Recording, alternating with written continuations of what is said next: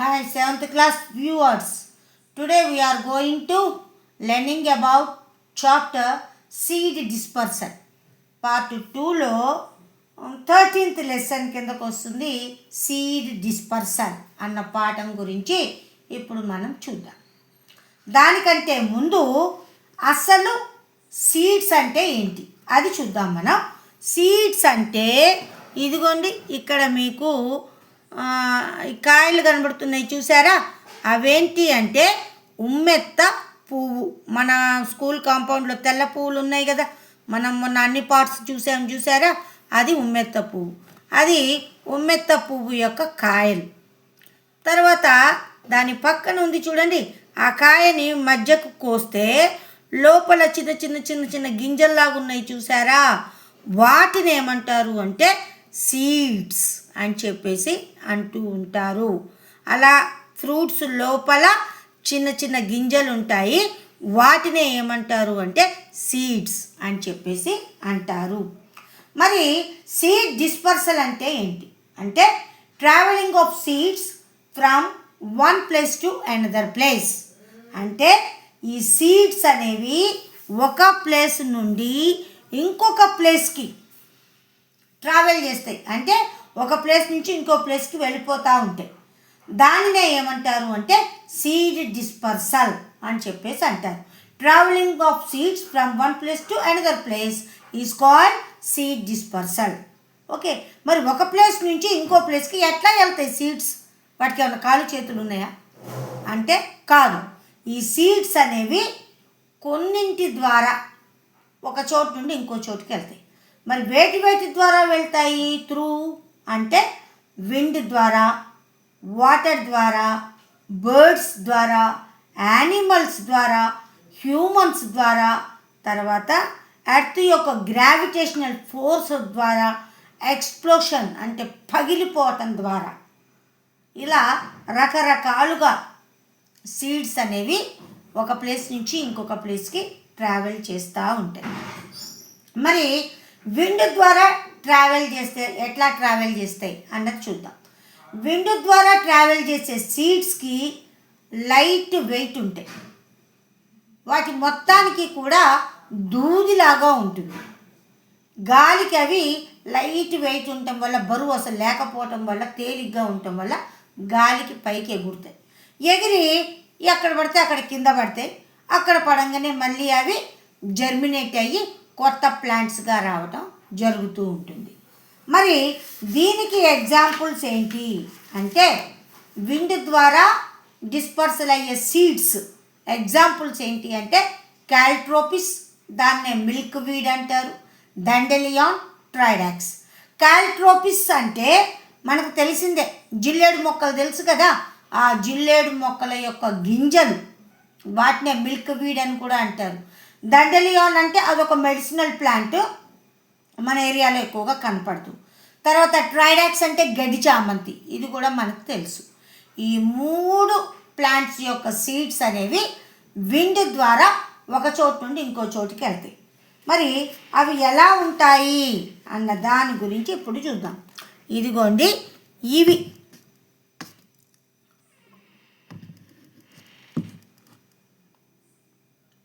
ఈ మూడు కూడా చూసారా, దూదిలాగా ఉంది. ఇంకోటి ఈ మూడు, ఒకటేమో జిల్లేడు, ఇంకోటేమో మెడిసినల్ ప్లాంట్, ఇంకొకటేమో గడ్డి చామంతి. వీటి యొక్క సీడ్స్ అనేవి హెయిరీ స్ట్రక్చర్స్ని కలిగి ఉంటాయి. తర్వాత దూదిలాగా ఉంటాయి, లైట్ వెయిట్ ఉంటాయి, పైకి ఎగురుకుంటూ వెళ్తాయి. అవి ఎక్కడ పడితే అక్కడ గాలికి మళ్ళీ మొలకెత్తుతాయి, జెర్మినేట్ అవుతాయి. ఇక నెక్స్ట్ ఏంటి అంటే వాటర్. మరి వాటర్ ద్వారా ఒక ప్లేస్ నుంచి ఇంకొక ప్లేస్కి ఎలా వెళ్తాయి? మరి వాటికి ఎగ్జాంపుల్స్ ఏంటి అంటే కోకోనట్ అంటే కొబ్బరికాయలు, తర్వాత లోటస్ అంటే తామర పూలు. వీటి యొక్క గింజలు వాటర్ ద్వారా ఒక చోటు నుండి ఇంకొక చోటుకి ట్రావెల్ చేసి అవి మళ్ళీ కొత్త ప్లాంట్స్గా పెరగటం జరుగుతూ ఉంటుంది. మరి వాటికి ఎగ్జాంపుల్స్ ఏంటి అంటే ఇది ఇక్కడ కనబడుతుందా మీకు, అది కోకోనట్.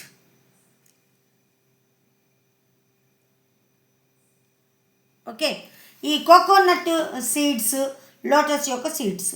కోకోనట్ యొక్క సీడ్స్ ఎట్లా ఉంటాయి అంటే లోపల మొత్తం డొల్లలాగా ఉంటుంది. కొబ్బరి చిప్ప లోపల మొత్తం డొల్లలాగా ఉండి లైట్ వెయిట్ ఉంటుంది. ఉండి అది నీళ్ళపైన తేలుతూ వెళ్ళి ఎక్కడ అవకాశం ఉంటే అక్కడ నేల మీద పడిపోయి అక్కడ జర్మినేట్ అవటం, అంటే మొలకెత్తి మళ్ళీ కొత్త కొబ్బరి మొక్కగా రావటం జరుగుతూ ఉంటుంది. అందుకనే మీరు ఎప్పుడైనా గమనించండి, కొబ్బరి చెట్లు ఎక్కువగా ఎక్కడ ఉంటాయి అంటే నీళ్ళ పక్కనే ఉంటాయి. చెరువుల పక్కన, నీళ్ళ పక్కన, కాలువల పక్కనే ఎక్కువగా కొబ్బరి చెట్లు ఉంటాయి. ఇక లోటస్ అంటారా, తామర, ఇది నీళ్ళ మధ్యలో ఉంటుంది.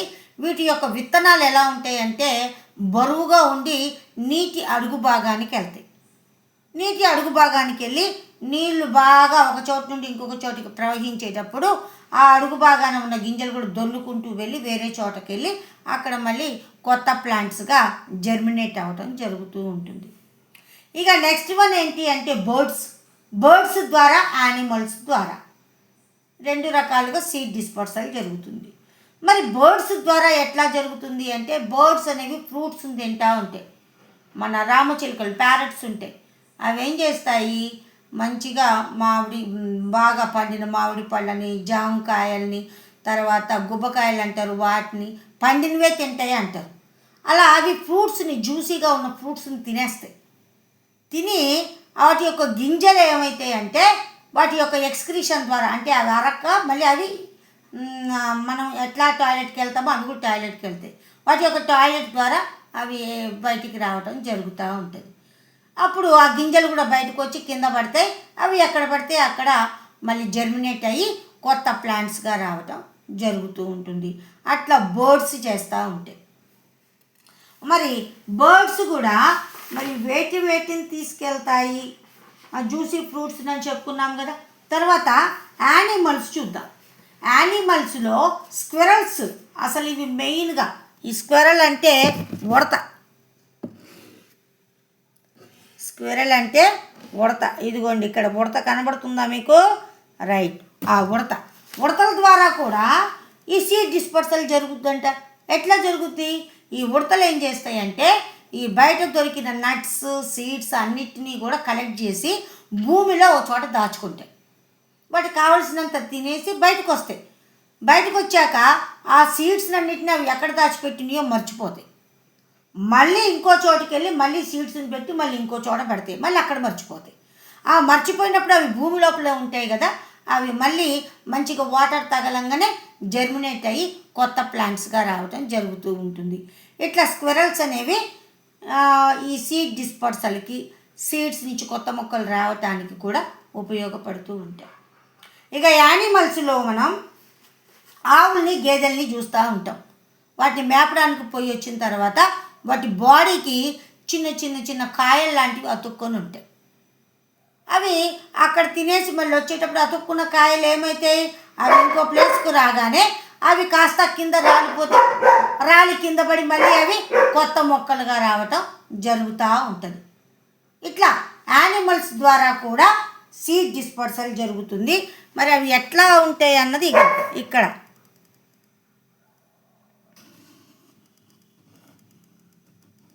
చూసారా, అదిగో ముళ్ళుల్లాగా ఉంది. అలాంటి ముళ్ళుల్లాగా ఉన్నాయి, వాటికి అతుక్కొని రావటం జరుగుతూ ఉంటుంది. ఇక అలాంటి వాటికి ఎగ్జాంపుల్ ఏంటి అంటే మ్యారిటెర్నియా అని చెప్పేసి పిలుస్తూ ఉంటారు. అవి పులి గోర్లలాగా ఉంటాయి.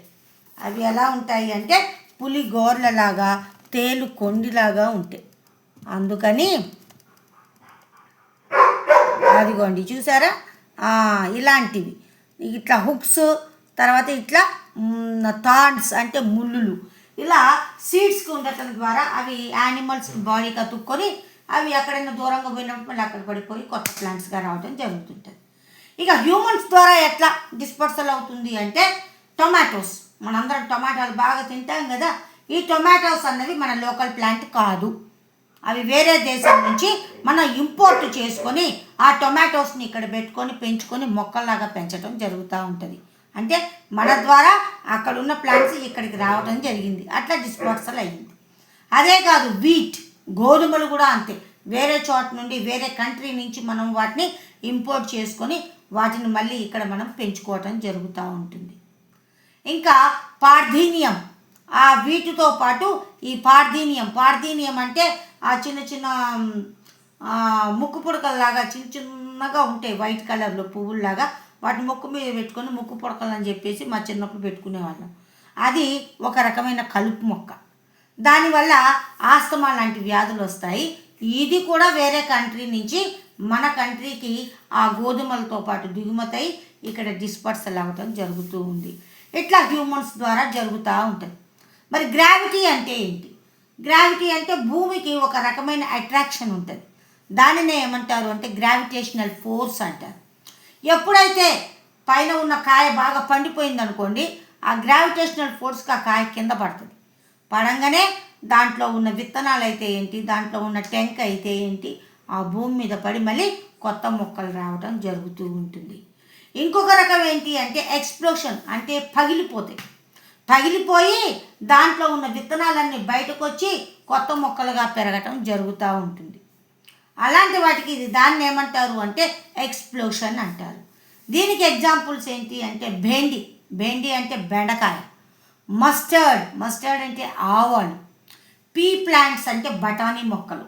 ఇవన్నీ కూడా అంతే, కొద్దిగా నీళ్లు తగిలినా లేదా గట్టిగా గాలి వచ్చినా పగిలిపోతాయి, ఒక్కసారి బరస్ట్ అయ్యి వాటి నుంచి విత్తనాలు బయటకు వెదజల్లబడి అవి కింద పడి మరి కొత్త మొక్కలు రావడం జరుగుతూ ఉంటుంది. ఇదే సీడ్ డిస్పర్సల్ గురించి. సీడ్ డిస్పర్సల్ మనకి wind, water, birds, animals, humans, gravitational force, explosion ద్వారా కూడా ఈ సీడ్ డిస్పర్సల్ అనేది జరుగుతూ ఉంటుంది. మరి విత్తనాలు ఎలా ఉంటాయంటే ఇందాక ఫస్ట్ డయాగ్రామ్లో చూపించాం కదా, ఓవ్యూల్స్ ఉంటాయి. ఓవ్యూల్స్ ఫెర్టిలైజ్ అయ్యి సీడ్స్ అవుతాయి. మరి కొన్నిటికేమో చాలా సీడ్స్ ఉంటాయి, కొన్నిటికేమో తక్కువ సీడ్స్ ఉంటాయి. మరి మస్టర్డ్ అంటే ఆవాలు దాని యొక్క లైఫ్ పీరియడ్లో 10,000 సీడ్స్ని ప్రొడ్యూస్ చేస్తుంది. 10,000 విత్తనాలని దాని యొక్క జీవిత కాలంలో అది ఉత్పత్తి చేయటం జరుగుతూ ఉంటుంది. మరి ఎందుకు ఇట్లా ఎక్కువ విత్తనాలను ఎందుకు ఉత్పత్తి చేయాలా, ఎందుకు ప్రొడ్యూస్ చేయాలి అంటే ఆ పడిన విత్తనాలలో కొన్ని బ్రతుకుతాయి, కొన్ని చనిపోతాయి. కాబట్టి ఏ జీవైనా సరే, ఏ ఆర్గానిజం అయినా వాటి జనాభాను పెంచుకుంటుంది కదా. అదే ప్రాసెస్లో కొన్ని మొక్కలేమో తక్కువ విత్తనాలని, కొన్ని మొక్కలేమో ఎక్కువ సీడ్స్ని ప్రొడ్యూస్ చేయడం జరుగుతూ ఉంటుంది. ఇదే seed dispersal. Right? Thank you.